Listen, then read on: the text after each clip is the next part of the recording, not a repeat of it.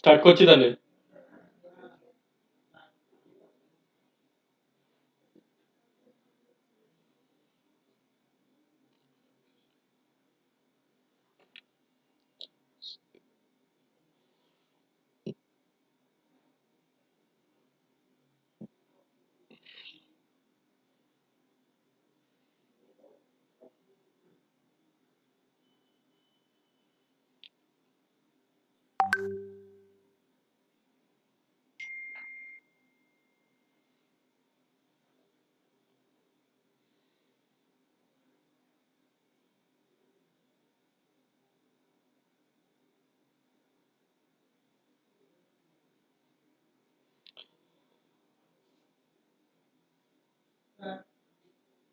Start. Okay.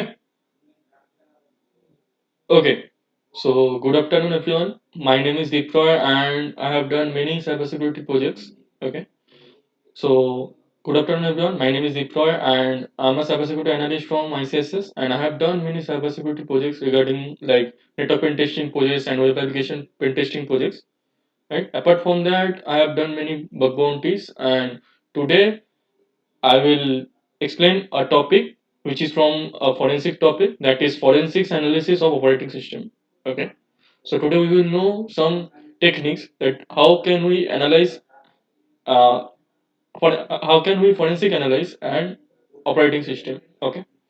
So operating system forensic is a crucial area in cybersecurity investigations. It involves investigating digital artifacts on operating system to uncover evidences of security incidents, policies, violation, and malicious activities.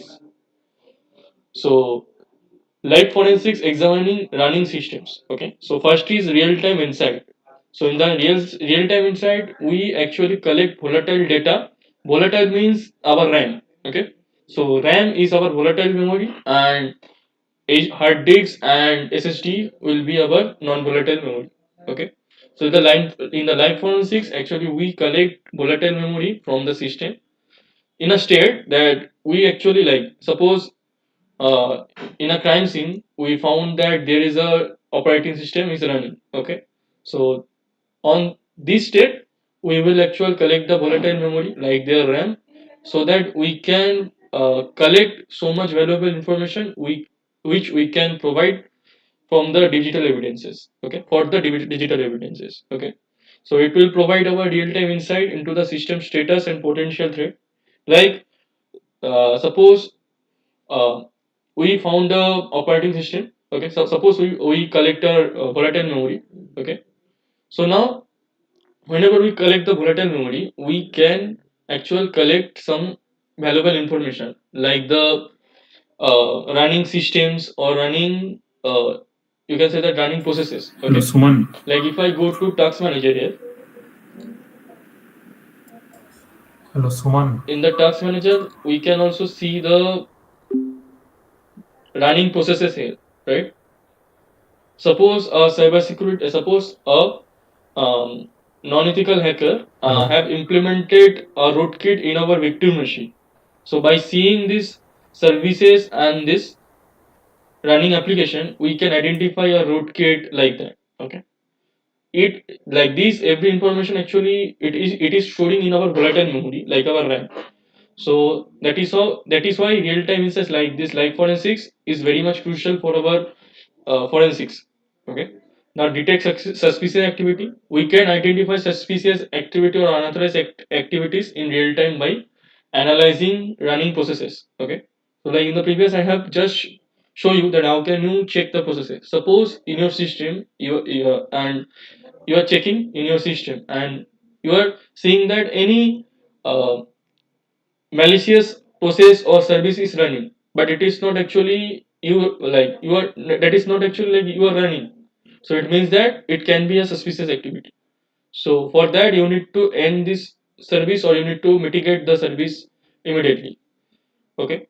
Also like in the logs we can find the network connections. Suppose if it is connected to a unauthorized Wi-Fi connection, it can be a victim's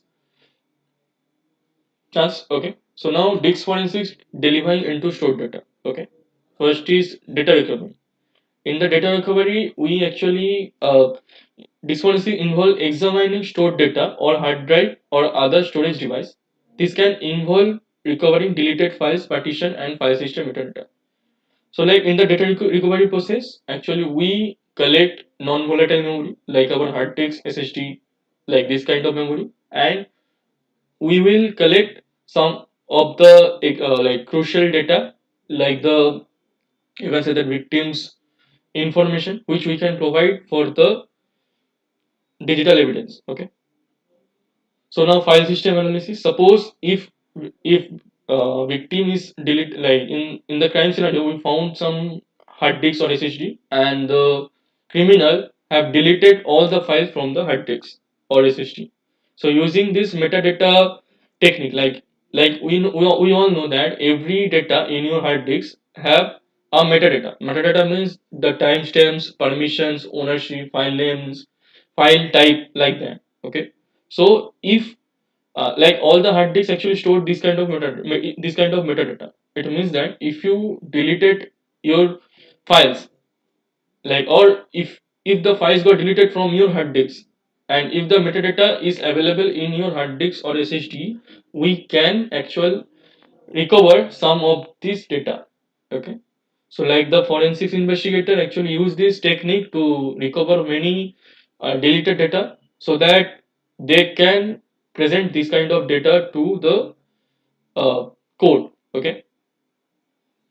And now we need to identify hidden or encrypted data. Okay. Also this hidden or encrypted data, like using this metadata technique, we can also identify hidden or encrypted data from the space. Okay. Also third, memory forensics, uncovering secrets in them. So like there is many techniques which we can use for forensic, like we using these techniques we can actually extract data from our RAM, like our volatile memory. First is memory artifact. So in the memory forensics, we actually analyze the RAM, extract valuable information like the system state, specific point in time, such as running processes, loaded deals, network connection, and registry keys. So like in memory artifact, we actually collect our RAM, collect our victim's RAM, and we collect as much as crucial information like the you can say that running processes, loaded DLs. Okay, it means that some like suppose unauthorized hacker or unethical hacker is trying to hack a system, or he already hacked a system. Okay, so he is actually like trying to uh, he actually trying to hide their payload into a DLL. Okay, so now he is trying to undercover his payload into a DLL. So by checking these malicious DLLs, we will find or we can eventually track the unethical hacker also. Okay, that is why this memory artifacts is very much information in you can say that crucial, because in the memory artifact we actually undercover many crucial information like the processes, loaded DLs, and the network connection and register key also. Now the detecting malicious code. Suppose like in a victim machine, ethical hacker already implemented a rootkit or bootkit. Okay. Now he is collecting all the information from the victim's machine. Okay. By checking this DLL and the processes and this, you can say that by checking our volatile memory, which is our RAM, we can detect this malware rootkit and other malicious code which is got injected in our memory. Okay. That is why memory forensic also helps to extract cached credential encryption keys and sensitive data.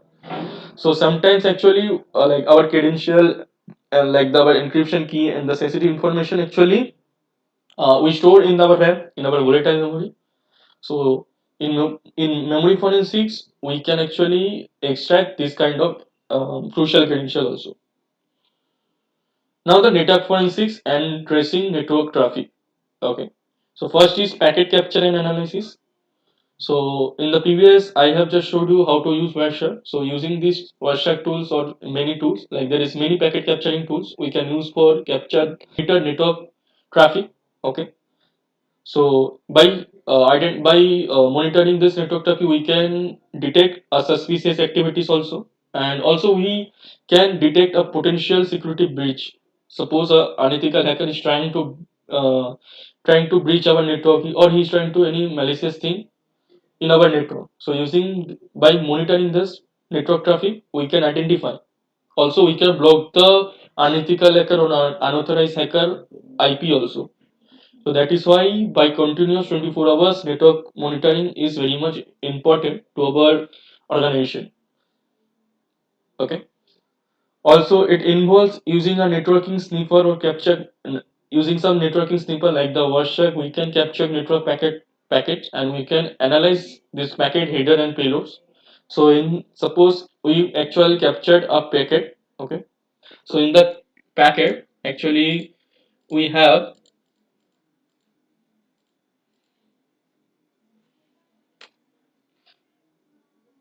suppose this is a packet. Okay. This is a network packet, and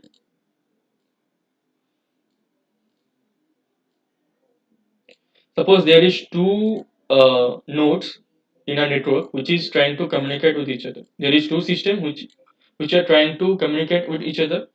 This is a system A and this is system B. Okay, there is trying like these two systems is trying to communicate with each other.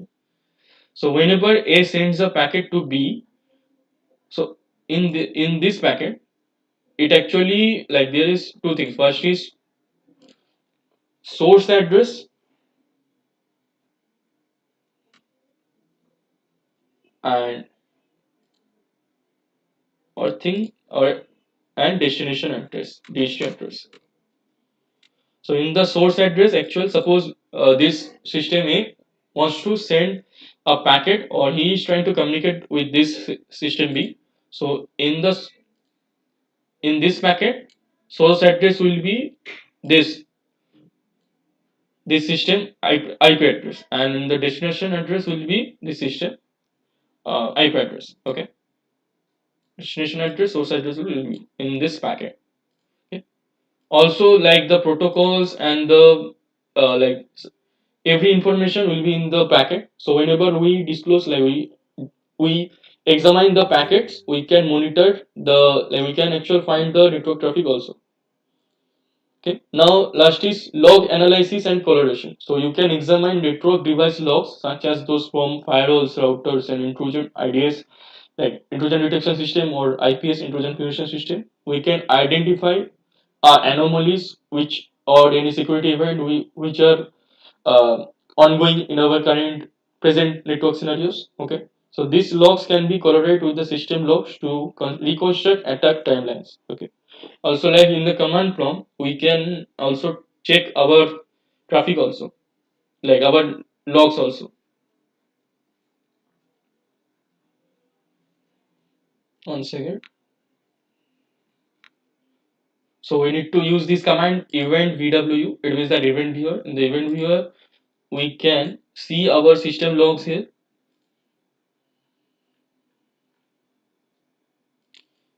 Like this is our Windows system application logs. Like here we can identify that which like see which software we have downloaded in which time. So we will identify this. So here's some security also info here. So like that we can actually get as much as information which is presented in our system. So that is why we need to check the logs also. So in the forensics, we will check the system log so that we can identify the anomalies which are unethical hacker is trying to do with our systems. Okay. Now last is log analysis and deciphering system events. So like in the previous, I have just shared you that how can you check system logs in your system also. So like that, we can actually analyze in that we can examine the system and application logs to identify events, errors, and suspicious activities. Like that. So in the forensics, we actually uh, examine these kind of event logs so that we can identify the anomalies or we can track back the hackers. Okay, like that. So that is why log management and aggregation these things is very much crucial.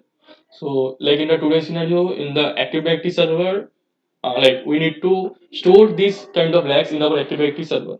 Okay, so that it will be very helpful, or it will be very centralized way to store all the systems logs in our Active Directory server, so that we can analyze the logs from various source and we can identify the patterns or anomalies to find the hacker. Okay.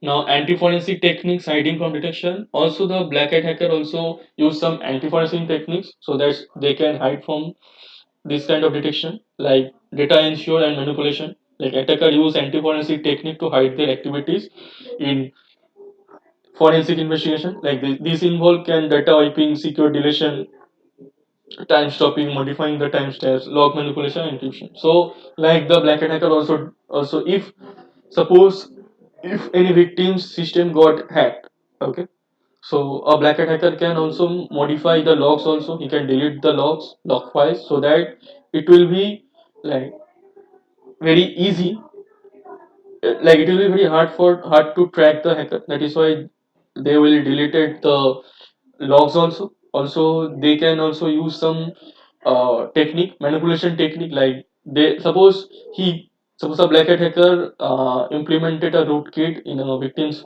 system.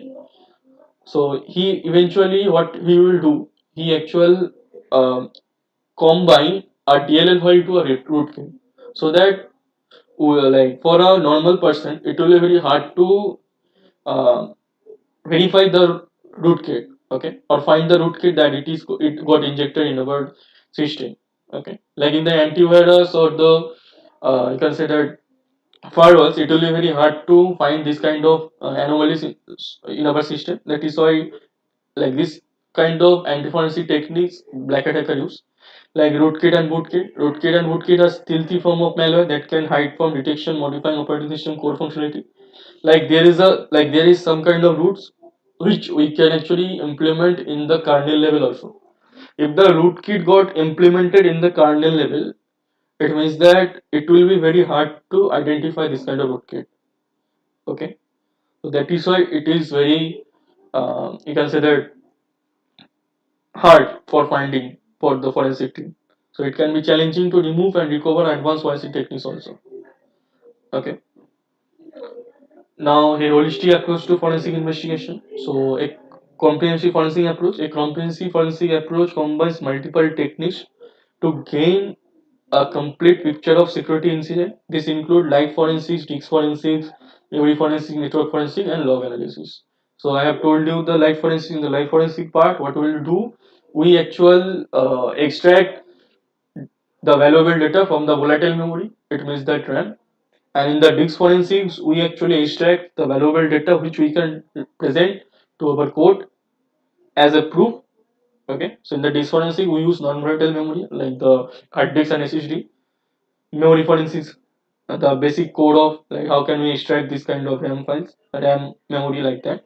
So in the network forensics, we capture the network packets and we identify and we decode the packets like that, so that we can find the valuable information which is presented in our network. Like we can find the anomalies like that.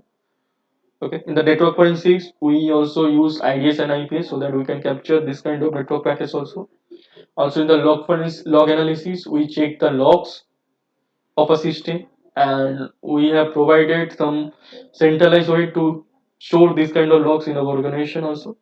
So continuous learning and adoption, it means that we need to continuous learning all the security threats which is ongoing in the present current scenarios. So that is why we need to learn and we need to adapt these cybersecurity threats, and because it is constantly evolving, so it's crucial step to up to date the latest threat and forensic tool to effectively investigate incident and protect these systems also. So thank you very much.